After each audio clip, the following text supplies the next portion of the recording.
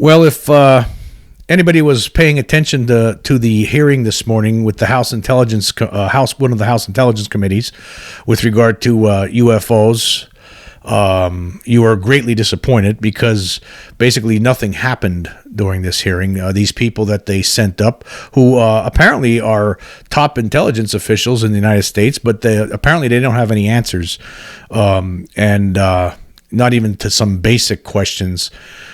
Basically, Scott Bray, who's the deputy director of Naval Intelligence, along with Ronald Moultrie, who's the Pentagon's top intelligence official, met with this committee this morning, and it was a gigantic joke.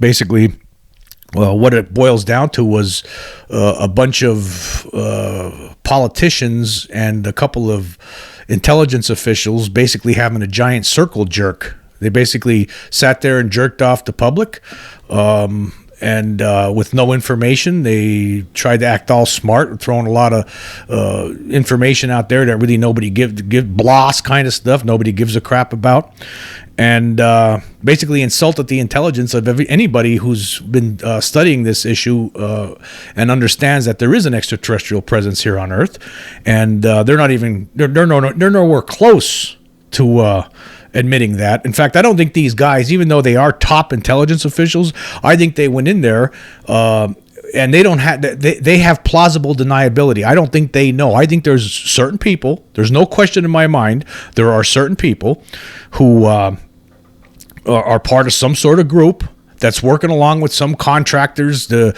weapons manufacturers, private contractors, and it's all top secret. And it's actually it's not even they're not even answerable to Congress. So we're never going to get that information. And so they send up these two guys who have plausible deniability because they only know so much. They're only in on the loop with the UAP sightings, and they could just sit back and say, yeah, we don't know what they are, because they don't. They're never given any information that it's extraterrestrial. Because if they were, then they would be lying. If they'd run that risk, because if one of our politicians were to directly ask a question like, are these things operated by extraterrestrials, right? Then they would have to answer under oath, and because they would be providing information to a committee, and that means they would have to be telling the truth. They can't lie. They're not supposed to lie. So this way, they don't know that they're not brought in the loop. So they just, because they don't have a need to know. There's certain people that do know, and they're not going to be brought before Congress. But you're not going to get anywhere. We're never going to get anywhere with these kind of hearings. I mean, this is just all nonsense. It's all nonsense. Yeah, we know there's stuff out there flying around. We don't know what they are. These guys are talking about. It seems like there's a big concern about, it could be weapons from other countries that are doing this. We know it. That's not what it is. That's not what it is. Maybe every now and then there's something that comes in, but it wouldn't be anything that we wouldn't be able to come up with ourselves. These things are flying and doing things that no human-made vehicle can do. But again, because they think the American public are a bunch of morons, and for the most part, a lot of us are. We don't cry out about this enough. Well, what's going on here is this is basically stunting human growth, the stunting the ability of humankind to advance, because there's a certain little group that's controlling this information. And you know what? And by these, whatever these things are that are coming here, they're so way more advanced than we are. What does it matter if you tell us? It's not gonna hurt anything, because it's just so far advanced. They don't even. It doesn't matter. It doesn't matter. We're never gonna catch up to them. How could we? It's impossible. It's impossible. If they're coming here, that means they're probably tens of thousands, if not a million years more advanced than we are. And they're able to do things that we just will never be able to do. And they'll always advance beyond where we are. Even when we get to their level where they are now, which who knows, maybe 100,000 years from now, maybe when we get to that level, maybe it won't be that long. Maybe it'll be 1,000 years from now. But anyway, when we get to that level, they'll be up another notch. So they're always going to be better than we are. Anyhow. The whole hearing was a joke. Basically, there was no answers. In fact, it was completely half-assed. I mean, they came in half-assed, unprepared. there was only a couple of interesting questions that were asked. In fact, they showed a video from a cockpit of an aircraft, and you could see this thing flying, this spherical object flying by the window really quickly, and they don't know what it is. And the thing flew so fast, I mean, you could barely see it because it's just it's gone, like supersonic, beyond anything that we could do, right?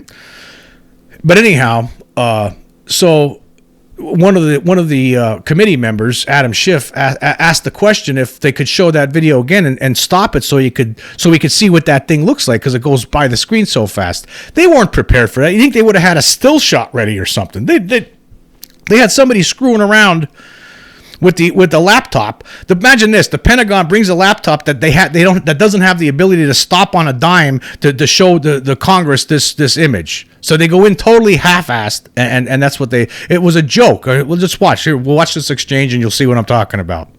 Mr. Bright, can you rerun that first image that looked like it was outside of a plane window? And if you wouldn't mind going up to the screen and tell us what we're seeing. Not that you can necessarily tell us what we're seeing, but explain what we should be looking at in that first image. Absolutely. And Alexei, what I'll ask is if you can stop it at a certain point.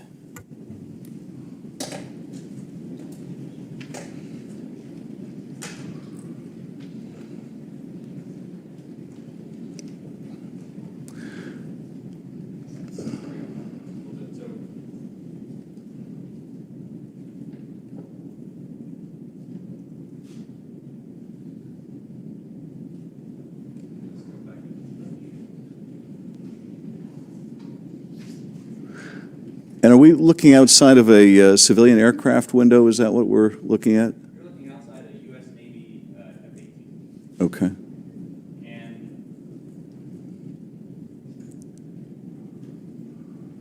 it's great, shows how difficult the analysis is. Go to school farther forward.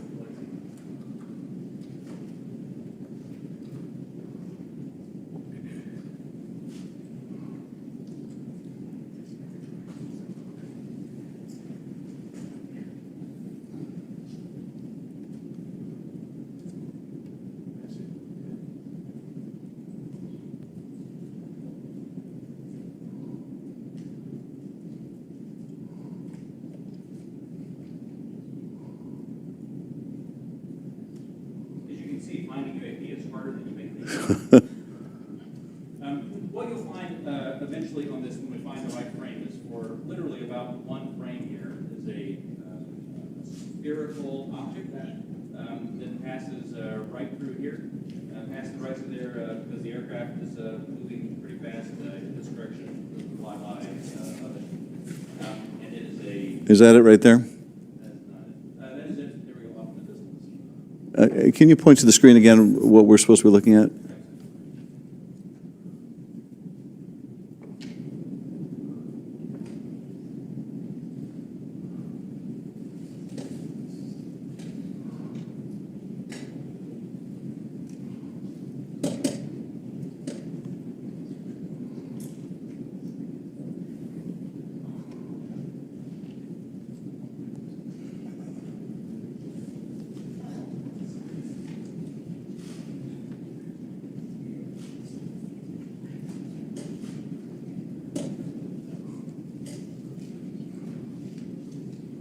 Is right.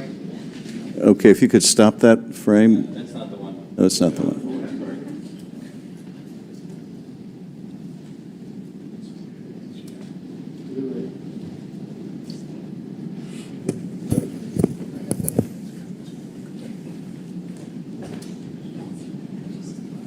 Alexei, just push play. Let's see if...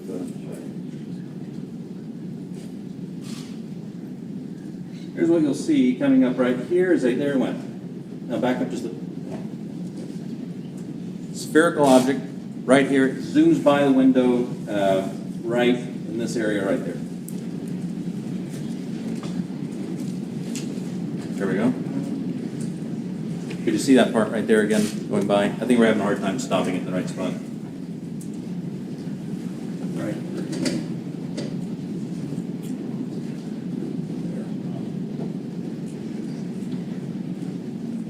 Okay. So as you can see, it's difficult, and I think a part of the issue here is the laptop we're working with is not as easy for stopping that video in the right spot. We'll describe what we have seen in that. What are we observing? What you see here is aircraft that is operating in a U.S. Navy training range that has observed spherical objects in that area, and as they fly by it, they take a video. You see it looks reflective in this video, somewhat reflective, and it quickly passes by the cockpit of the aircraft.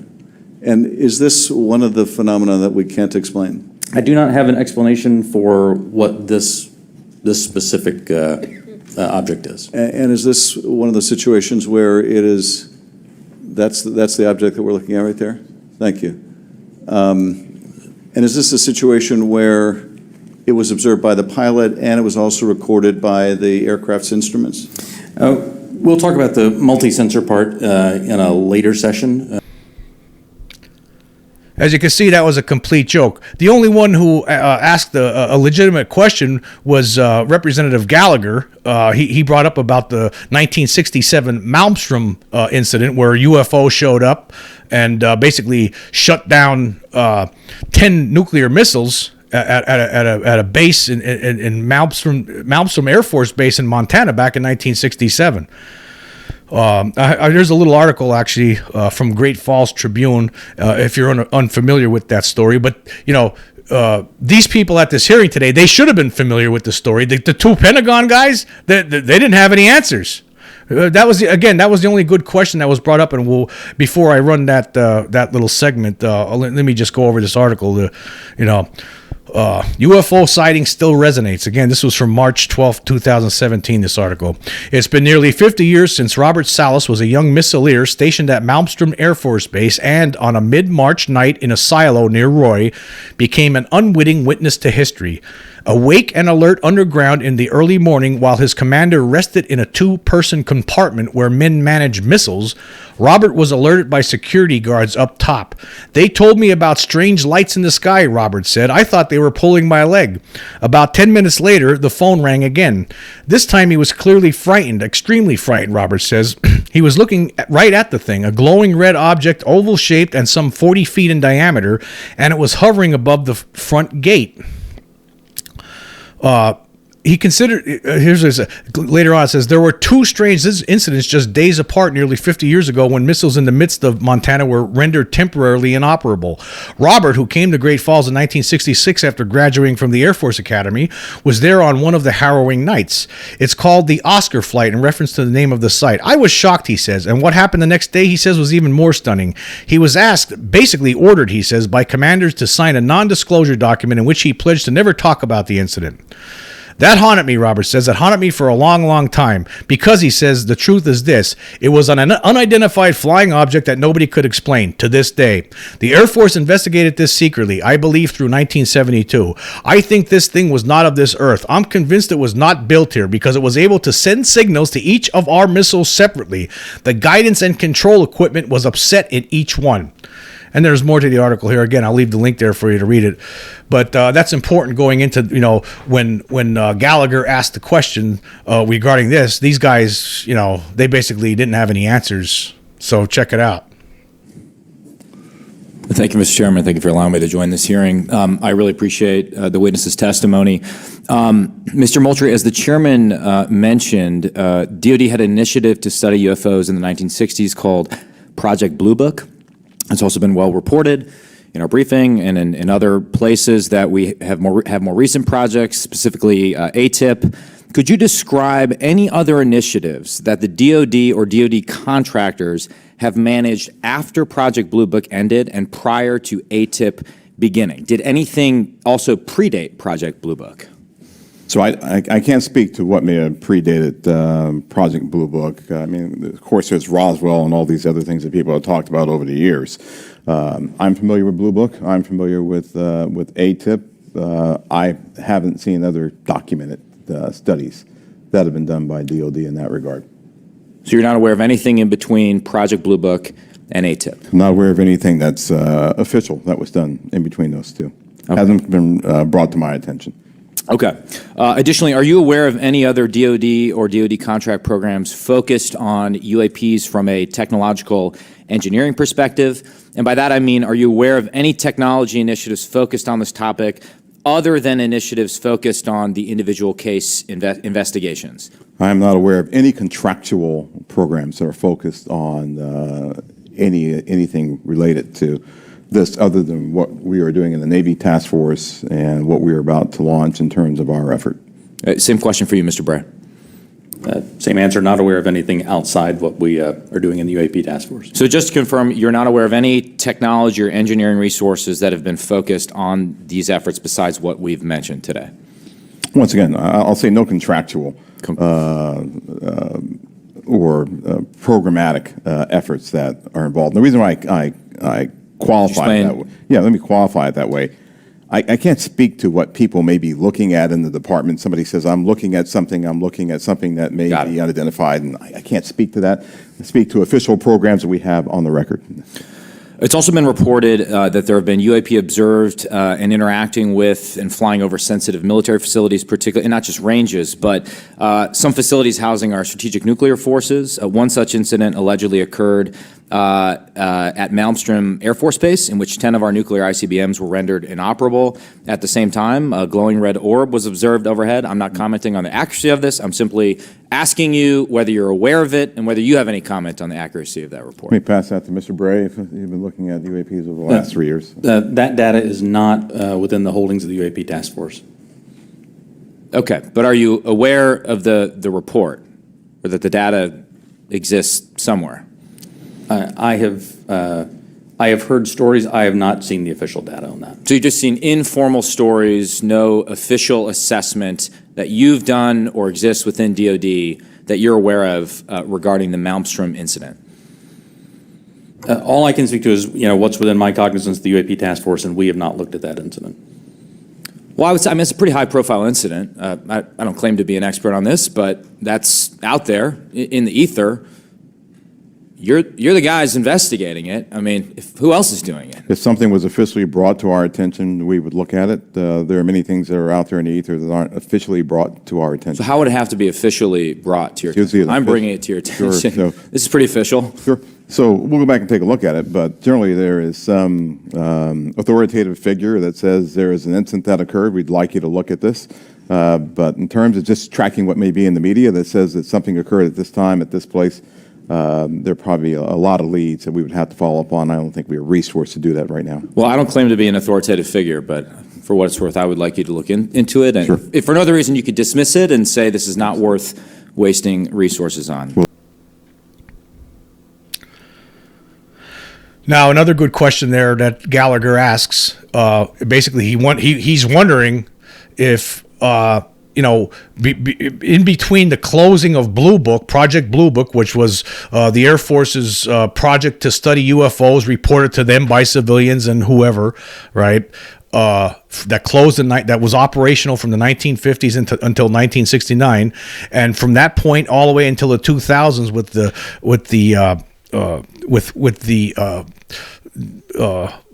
beginning of ATIP, where ATIP was formed to study reported UFO sightings from military personnel. Was there any group in between that time that was studying UFOs? They didn't have an answer for that too.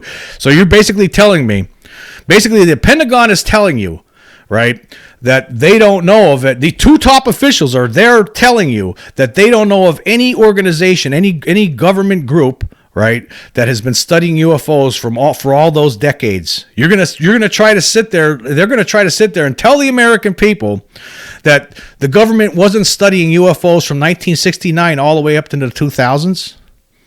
Does anybody really believe that? Because that's not true. It could not be true. In fact, if it is true, then we have a completely inept military. I don't believe that. I don't believe our military. I don't believe the people in the Pentagon are inept.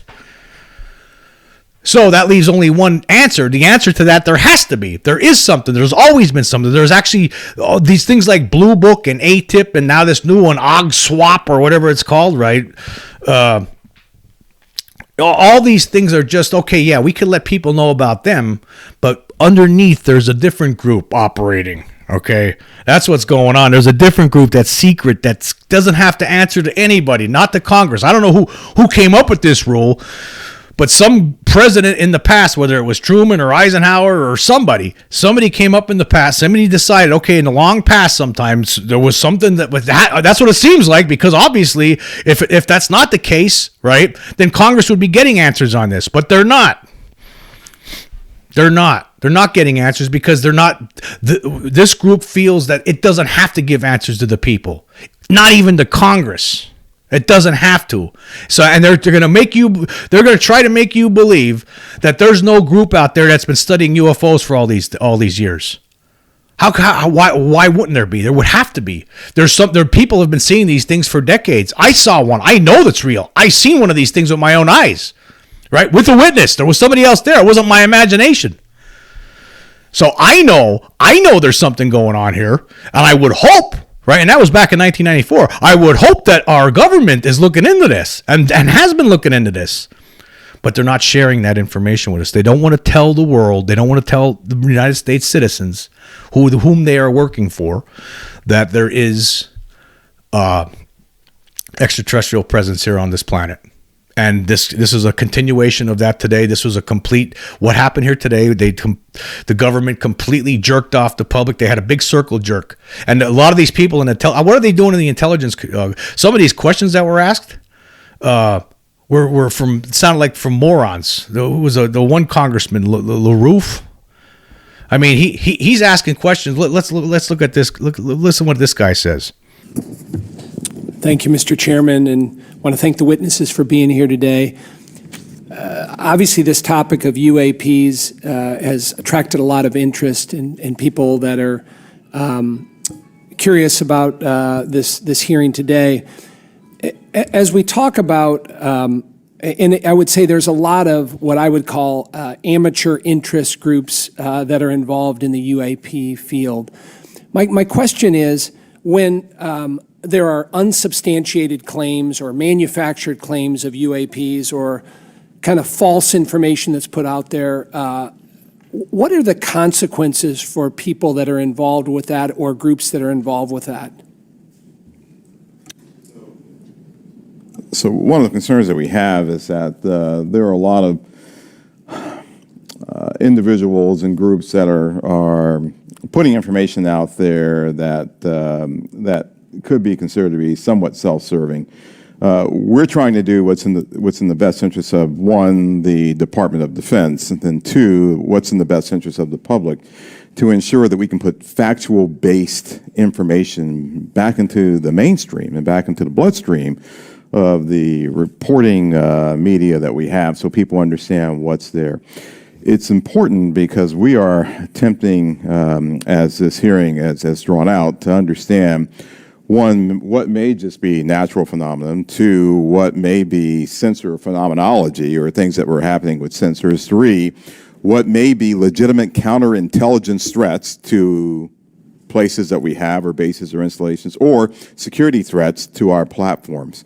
And anything that diverts us off of what we have with the resources that have been allocated to us, send us off in these spurious chases and hunts that are just not helpful. And they also they also contribute to the undermining of the confidence that the Congress and the American people have that we are trying to get to the root cause of what's happening here, report on that, and then feed that back into our national security apparatus so we are able to protect the American people and our allies. So it is harmful, it is hurtful, but hopefully if we get more information out there, we'll start to lessen the impact of some of those spurious reports. So just taking that a step further, that misinformation, false narratives, manufactured, so what are the consequences? Are there legal consequences? Are there examples that you can give us where people have been held accountable by this misinformation or disinformation? I can't give you, any examples where somebody's been legally held liable for putting something out there, but... Well, I guess what's the deterrent from people engaging in this activity?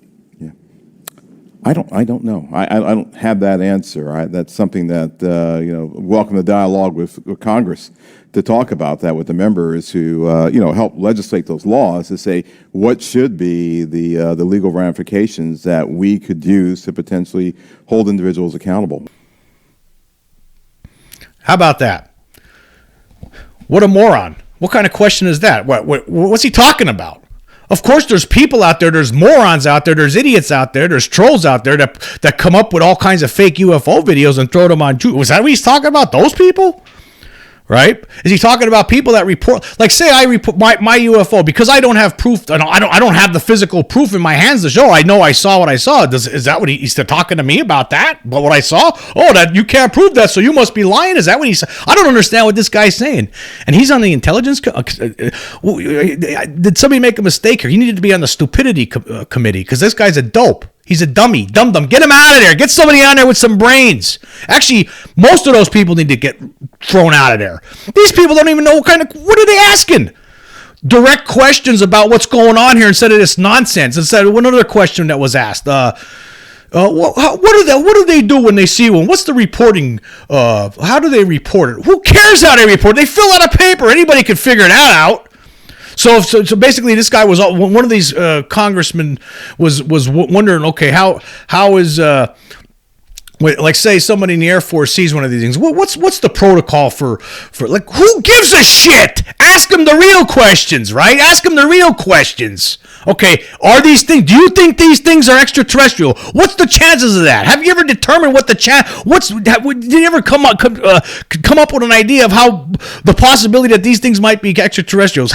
What's the percentage chance of that? Ask them some real questions about what we know is going on here, because these things aren't being operated by human beings. And not only that, it's not like they didn't just show up and start showing up in 2004, right? With the Nimitz, it's been going on way before that. Since 1947 at least is when we've been noticing these things. And of course, it's been going on way before that, as we know now. There's been people that have seen things for decades before 1947, before the big UFO scare back in 47. But it started then because people were paying attention, and no answers have been given. No real answers have been given. In fact, the government actively, back in the 50s, actively tried to debunk these things and make people who claim to see these things, make them look like nuts. Right, that was their fault. They're the ones who started this stigma, and now they're talking about these two guys. That's one of the things they talked about today. We're trying to remove the stigma. Yeah, but it's actually the military that started the stigma in the first place. Just tell them that they're nuts. They're seeing things. They must have been drunk. Right? They're the guys who started that. But anyway, if you don't see this, your intelligence, they don't give a shit. Right? They don't care. They're going to insult your intelligence with this tripe, because that's what this was. This was complete, absolute garbage. Again, the only one who I'll give credit to here, right, is Gallagher. He's the only one who had some kind of knowledge about what the past with us, about the history of UFOs. Obviously, he's done a little modicum of research, right?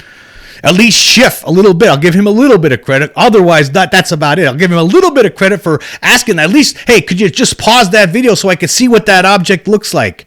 Could you just pause it for a second? I just want to see what that circular object looks like. Again, this whole thing. And then but it's not even worth it. I mean, I could tell you to go waste your time and watch this thing, but you'd just be wasting your life. Life's too short. Life's too short to waste your time with this garbage. And it's a complete, absolute slap in the face to people who know that there's more to this. In fact, I saw on Twitter, like I said, Christopher Mellon was upset.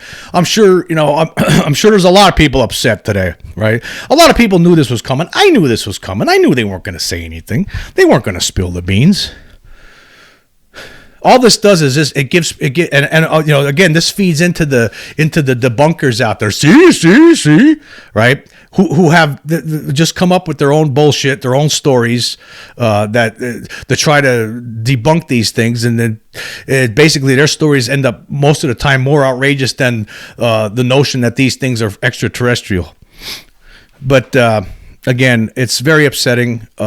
I have no confidence in anybody on that intelligence committee. Maybe I'll give Gallagher there needed to be more questions, more pertinent questions. And of course, then when it was over, they went into a closed meeting to talk about, I guess, things that they don't want the public to know about, like, what they're doing. Like, one of the questions that we can't know about is what they're doing to try to track these USOs, underground submerged objects that are, underneath the ocean. And, they see them actually flying into the ocean sometimes. They're not only do they have the ability to fly in the air, but then they just dive into the ocean and then disappear. But we don't know. We're not allowed to know on how they're tracking that. Okay, that's fine. You don't want to reveal your the method that you're using, because maybe Russia might figure it. Maybe they'll come up with their own version of it. Then I get that. But that's not, again, that's all that this stuff about worried about. They could be things that are manufactured by China or Russia. It could be that. We got to be careful. That's all bullshit. Come on, that's bullshit.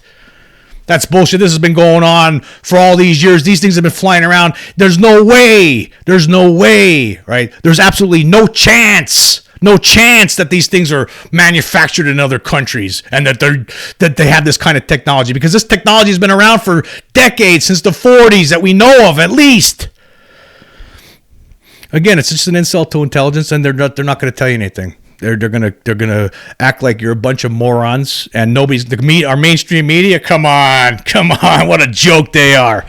They're a joke. Mainstream media, you suck. You totally suck. You never ask the hard questions. You never dig into this. And then when you talk about it on your 60-minute show or something like that, you sit there with a smirk on your stupid face when you have somebody telling you that there's something to this. You had people like David Fravor, and you have, what's his name, the guy, the interviewer, I can't remember his name, but sitting there with a smirk on his face because he just can't believe it. Oh my God! Because your head was up your ass your whole fucking life. That's why you can't believe it, because your head's up your ass. And I'll tell you what, anybody who listens to this bullshit, this government telling you this bullshit, your head's up your ass. Get your head out of your ass.